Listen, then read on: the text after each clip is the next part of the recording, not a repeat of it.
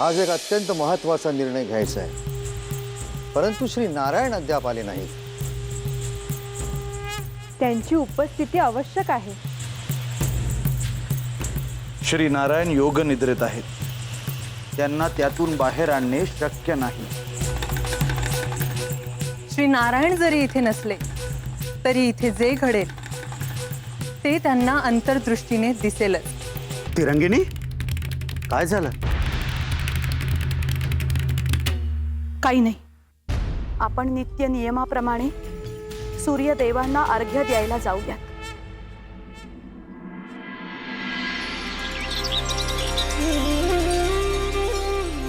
ओम श्री सूर्याय नमः.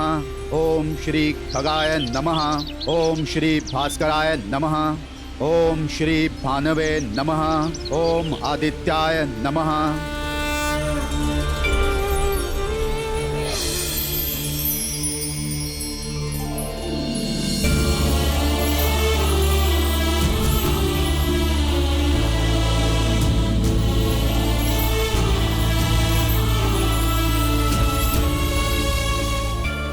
हे सूर्यदेव, माझ्या या अथांग राज्यावर आपली कृपा दृष्टी राहू द्यावी.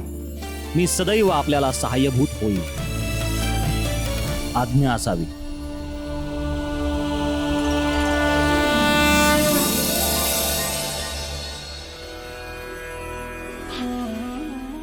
सूर्योदयाच्या वेळी आपल्या डोळ्यात अश्रू. आज मी जे सांगते ते आपण ऐकावे. काय इच्छा आहे तुझी? मी तुमची प्रथम पत्नी आहे, पण तुम्ही पुन्हा विवाह करावा. द्वितीय विवाह करून अपत्य होईलच याची काय शाश्वती? मग ज्यांनी आपली निर्मिती केली त्या ब्रह्मदेवांना याचे उत्तर विचारावे. आणि आज आपण याचे उत्तर मिळवल्याशिवाय मी अन्नाचा कणही ग्रहण करणार नाही.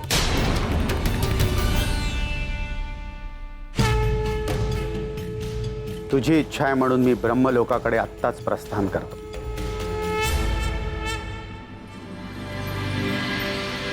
हे शारदा, समुद्रदेवांच्या पत्नी तिरंगिणी यांचे दुःख तर आपण पाहिले.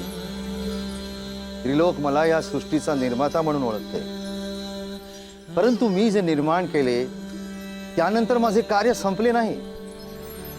तर निर्माण केलेल्या गोष्टींमागे काय विचार होता हे सुद्धा मला वेळोवेळी स्पष्ट करावे लागले आहे. हे ब्रह्मदेव, भविष्यात सृजन करणाऱ्या प्रत्येकाला वेळ प्रसंगी केलेल्या कार्याचे स्पष्टीकरण करावे लागेल. मला त्याची कल्पना आहे देवी.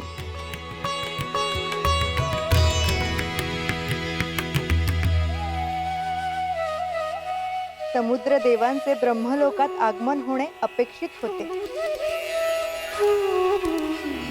हे ब्रह्मदेव, हे सरस्वती देवी, मी समुद्रदेव आपल्याला शरण आलो आहे. माझा नमस्कार स्वीकार करावा. आपले स्वागत आहे. आपण चिंतित का आहात समुद्रदेव? हे देवी, आजपर्यंत मी माझ्या अर्धांगिनीला समजावण्याचा प्रयत्न केला आहे की आपल्याला अपत्य नसले तरी त्यामागे काहीतरी निश्चितच कारण असेल. पण आज या प्रसंगी मला एका प्रश्नाचे उत्तर हवे आहे. मी श्वेत समुद्र माझ्या 6 बंधूंसोबत जलसंसार करतो आहे, परंतु आमचे असे काय कर्म आहे की आम्हाला कोणालाच अपत्य नाही? माझ्या हातात वेद आहे. यात अनेक गुप्त रहस्य सूक्ष्म रूपात लिहून ठेवली आहे. तुझ्या प्रश्नाचेही उत्तर यात आहे.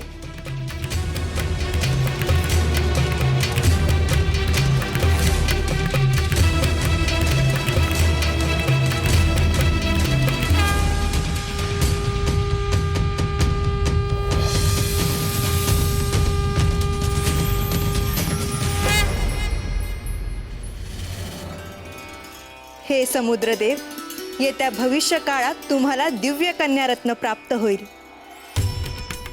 आज माझ्यासाठी हा अत्यंत आनंदी क्षण आहे.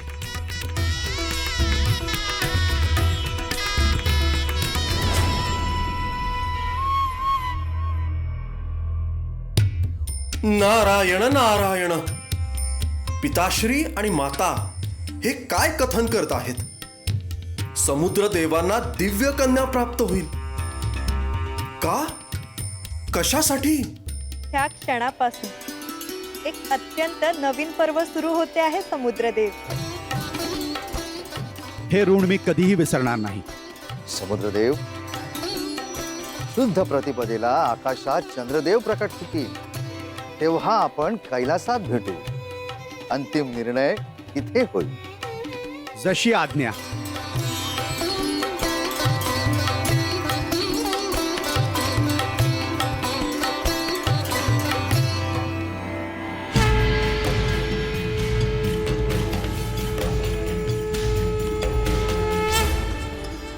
त्वमेव माता पिता त्वमेव त्वमेव सर्वं मम देव देव.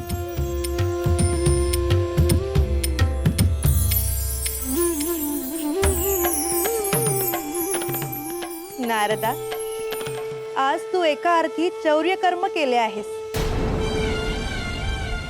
नाही माते, मी असे काही केलेले नाही. चोरून ऐकणे हे देखील चौर्य कर्मच आहे.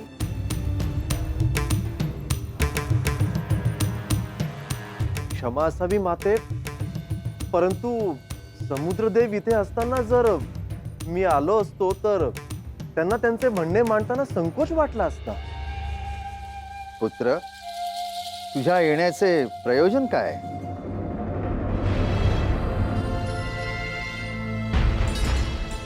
बंधू, आपले दर्शन झालेच नाही. नील, सूर्योदयानंतर मी ब्रह्मलोकात गेलो होतो. ते आत्ताच येतो आहे. काही विशेष कारण? ते सर्वांसमक्ष मी सांगेन. जशी आपली आज्ञा. परंतु चिंतेचे काही कारण नाही ना? नाही, शुभवार्ता आहे. असे असेल तर मी सर्व बंधूंना संदेश देतो. केवळ बंधूंनाच नाही तर त्यांच्या भाऱ्यांनाही संदेश द्यावा की मी बोलावले आहे. आपण असं नसतं व्हावे. मी तात्काळ सर्वांना घेऊन येतो. नील, तू आहेस म्हणून समुद्र लोकाची चिंता नाही. बंधू, आपण सर्व मिळून हा जलसंसार करतो आहोत. शारदेने सांगितल्याप्रमाणे तू सर्व काही ऐकलेच आहेस. आता तुला सर्व समजले आहे. नाही पिताश्री, मला आधी सांगा, हा निर्णय कसा घेतला आपण? का? तुझी अनुमती घ्यायला हवी होती का? क्षमा असावी, परंतु या कन्येच्या जन्माचे प्रयोजन काय? प्रश्नांचे उत्तर मिळाल्याशिवाय नारद शांत होणार नाही. हे देवी, हा सर्वत्र भ्रमण करत असतो. त्याच्याकडे काहीही गुप्त राहणार नाही. नारदा, मी सांगेन ते गुप्त ठेवशील ना? अर्थात. नारदा, समुद्रदेवांना जी दिव्य कन्या रत्न प्राप्त होणार आहे ती आदिशक्तीचेच प्रतिरूप असेल.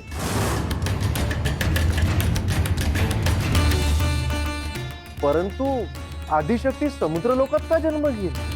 ह्या निर्णयामुळे श्री नारायण यांना आर्या मिळेल. नारायण नारायण, मी जे ऐकतोय त्यावर माझा विश्वासच बसत नाहीये माते. ही अत्यंत शुभ वार्ता आहे. परंतु हे पुत्र, ही शुभ वार्ता कोणालाही सांगू नकोस.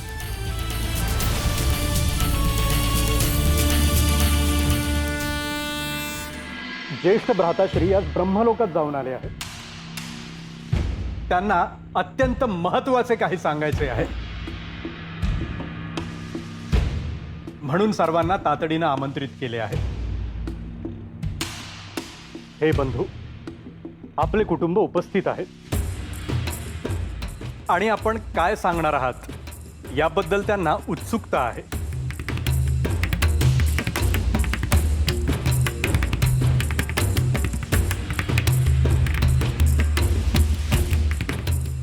आज ब्रह्मदेवांना मी तिरंगिणीच्या आग्रहावरून प्रश्न विचारला की आम्हा समुद्र बंधूंना अपत्य का नाही, आणि आम्हाला त्याचे उत्तर मिळाले. म्हणजे आपली भेट यशस्वी झाली? होय, ब्रह्मदेवांनी भविष्य कथन केले आहे की समुद्र लोकात दिव्य कन्या जन्म घेईल.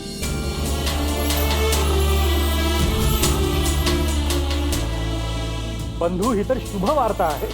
आपण पूर्वकल्पना दिली असती तर आम्ही उत्सवाची तयारी केली असती. परंतु मला एक शंका आहे. नीलकांती, निसंकोचपणे विचारावे. दिव्य कन्या जन्माला येईल, पण तिचे मातृत्व कुणाकडे असेल? पण तिचे मातृत्व कुणाकडे असेल? पण तिचे मातृत्व कुणाकडे असेल?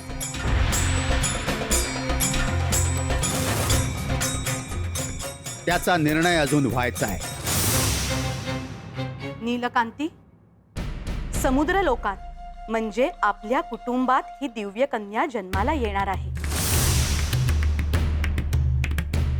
मग आपल्यापैकी कोणाच्याही पोटी ती जन्माला आली तरी आनंदच आहे.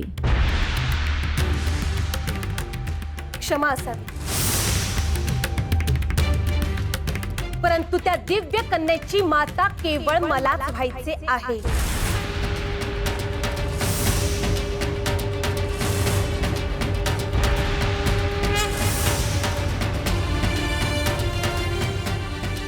पण तू हा निर्णय का घेते? आधी ज्येष्ठ बंधूंना त्यांचं म्हणणं तर पूर्ण करू द्यावे. एक प्रश्न विचारू का?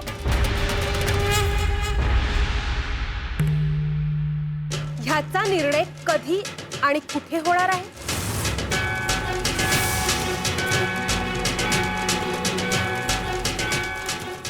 याचा निर्णय शुद्ध प्रतिपदेला कैलासात होईल.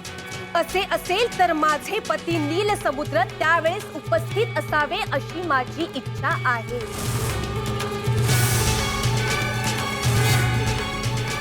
नीलकांती, त्याची काही आवश्यकता नाही.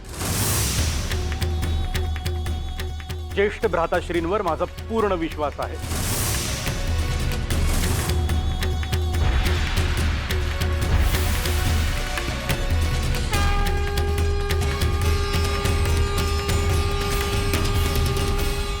नारायण नारायण.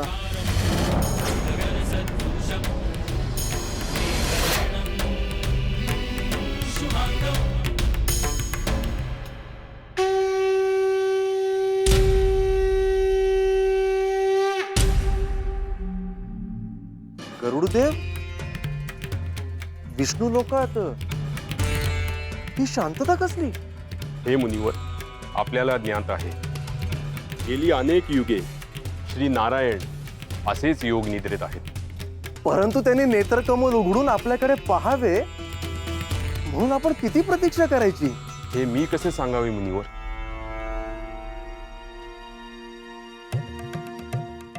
हे प्रभो, हे मधुसूदन, हे नारायण, आपला एकांत वास आता संपणार आहे. तो कसा काय मुनिवर? माझ्या आराध्याला अर्थात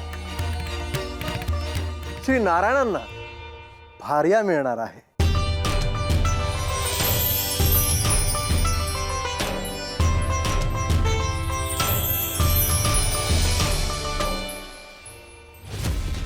कोण आहेत त्या देवी? गरुडदेव ते अत्यंत गुप्त आहे. असे असेल तर मग श्री नारायणांनी जागे व्हायला हवे. आज एक अत्यंत महत्वाचा निर्णय घ्यायचा आहे, परंतु श्री नारायण अद्याप आले नाहीत. त्यांची उपस्थिती आवश्यक आहे. श्री नारायण योग निद्रेत आहेत. त्यांना त्यातून बाहेर आणणे शक्य नाही. श्री नारायण जरी इथे नसले तरी इथे जे घडेल ते त्यांना अंतर्दृष्टीने दिसेलच.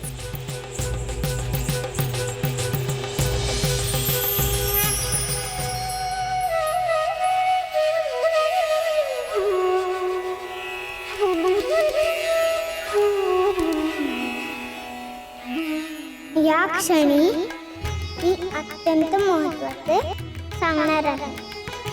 पार्वती आणि शारदेच्या रूपात मी आहे, परंतु सृष्टीत सर्व रूपात वैभव रूपाने मी असावे यासाठी मला प्रस्थापित होण्यासाठी अवतार घेणे आवश्यक आहे. महाकाली आणि शारदेच्या रूपात जगत जननी म्हणून अजून एक रूप असणे आवश्यक आहे. त्याचे संपूर्ण दायित्व आपल्याला घ्यायचे आहे. मी वचन देतो की त्यासाठी कोणतेही दिव्य करावे लागले तरी मी त्याचा स्वीकार करेन. हे माते, या शुभ कार्यात आपल्या इच्छेनुरूप आम्ही पूर्णपणे सहभागी होत आहोत. हे कार्य निर्विघ्न पार पडावे ह्यासाठी आपला आशीर्वाद असावा. शुभम भवतु.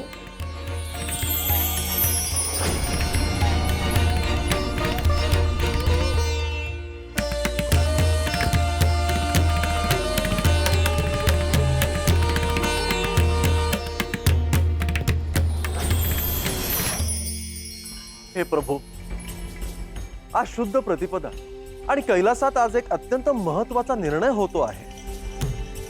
आता तरी आपण योग निद्रेतून बाहेर यावं. आपण तिथे उपस्थित असणे आवश्यक आहे. जगत पालकासोबत जगत जननी नाही.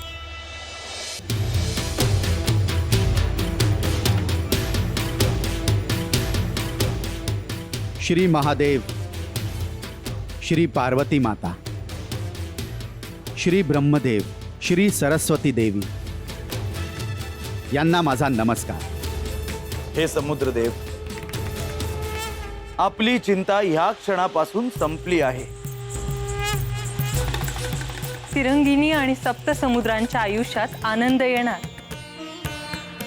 हे समुद्रदेव, आपल्याला दिव्य कन्यारत्न प्राप्त होईल हे सत्य ठरेल, परंतु त्यासाठी यज्ञविधी करणे आवश्यक आहे. पण आपण जलतत्व आहात आणि अग्निदेवाशी आपलं सख्य होणं शक्य नाही. असे असेल तर आपणच यातून मार्ग सुचवावा. त्यावर उपाय आहे. आपण जलतत्व आहात, तेव्हा आपण जलयज्ञ करावा. हे विश्वेश्वर, जलयज्ञ कसा करावा याचे ज्ञान मला नाही. भृगुऋषी हा जलयज्ञ करतील. मी धन्य झालो माते. हे सर्व यथासांग पार पडेल, परंतु माझी एक अट आहे.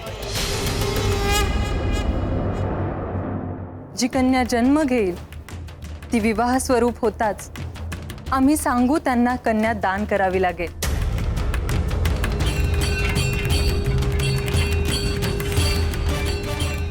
मला आपली अट मान्य आहे, परंतु जन्माला येणाऱ्या माझ्या कन्येची सहमती विचारात घेतली जावी अशी माझी इच्छा आहे. जशी आपली इच्छा. परंतु जी कन्या जन्माला येईल ती कन्या विवाह योग्य होत नाही तोवर ती समुद्र लोकाच्या बाहेर येणार नाही असे पाहावे. असे का माते? जोवर तिचा विवाह होत नाही तोवर ती समुद्र लोकाच्या बाहेर सुरक्षित नाही.